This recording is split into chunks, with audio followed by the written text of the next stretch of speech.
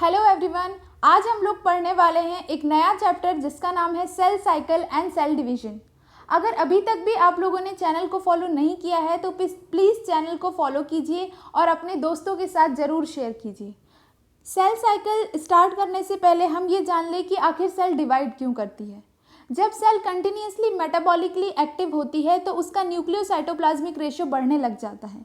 Nucleocytoplasmic ratio बढ़ने की वजह से एक अकेला न्यूक्लियस पूरी सेल को कंट्रोल करने के लिए कैपेबल नहीं होता, तो सेल फिर डिवाइड करती है ताकि वो अपना फंक्शन अच्छे से परफॉर्म कर सके।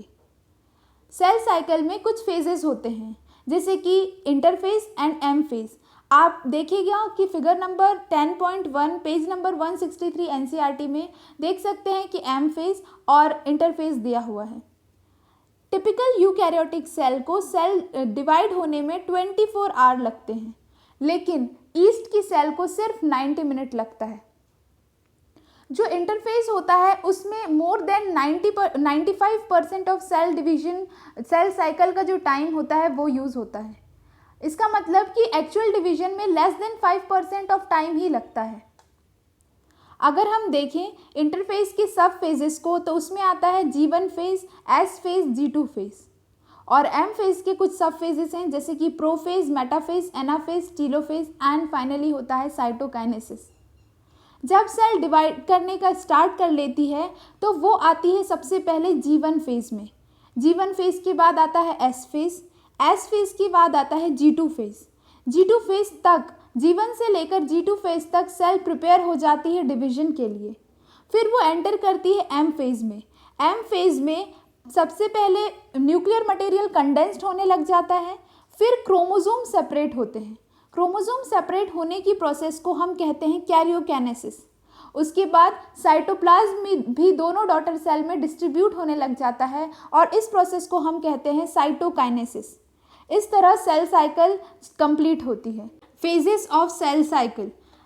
सेल साइकिल में दो फेज होते हैं, एक होता है इंटरफेज और दूसरा होता है एम फेज। तो शुरू करते हैं इंटरफेज से। इंटरफेज में तीन सब फेज होते हैं। G1 फेज जिसे हम गैप 1 फेज कहते हैं, S फेज जिसे सिंथेसिस फेज कहते हैं एंड G2 फेज जिसे गैप 2 फेज कहते हैं।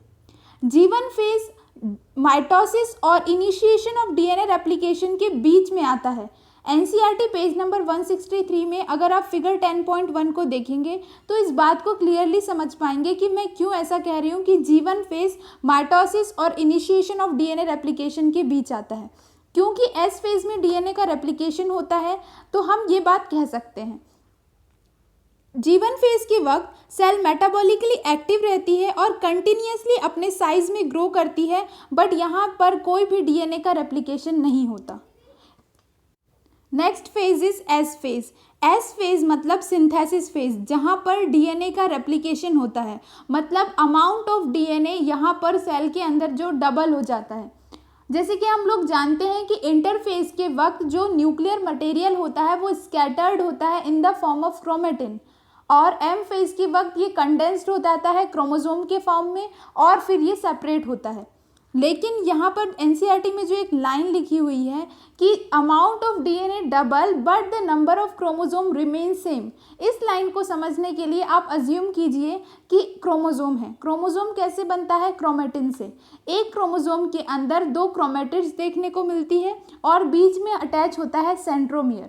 अब जब डीएनए का रेप्लिकेशन होता है तो यहाँ पर दो क्रोमेटिन की जगह और दो क्रोमेटिन ऐड हो जाती है, मतलब सिस्टर क्रोमेटिड ऐड हो जाती है।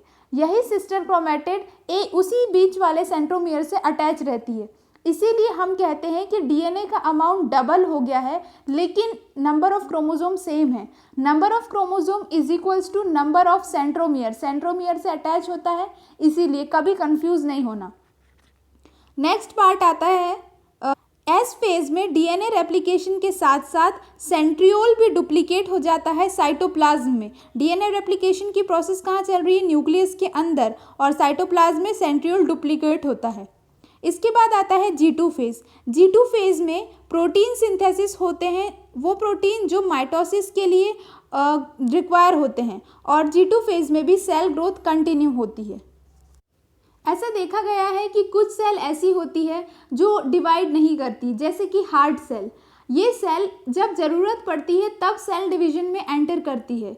तो आखिर ये सेल कहाँ रहती है? तो ये सेल जीवन फेज में आने के बाद जीवन फेज को एग्जिट करके चली जाती है एक क्वेश्चन स्टेज में, जिसे हम कहते हैं G0 फेज।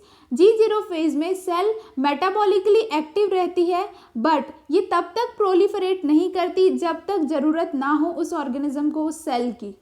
एनिमल सेल में माइटोटिक सेल डिवीजन हमें सिर्फ डिप्लॉयड सोमैटिक सेल में देखने को मिलता है, लेकिन कुछ एक्सेप्शन हैं जहाँ पर हैप्लॉयड सेल में भी माइटोसिस होता है।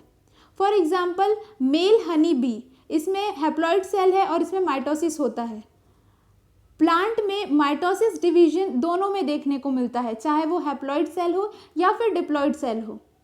नेक्स्ट पार्ट में हम देखेंगे एम फेज के बारे में। Thank you very much.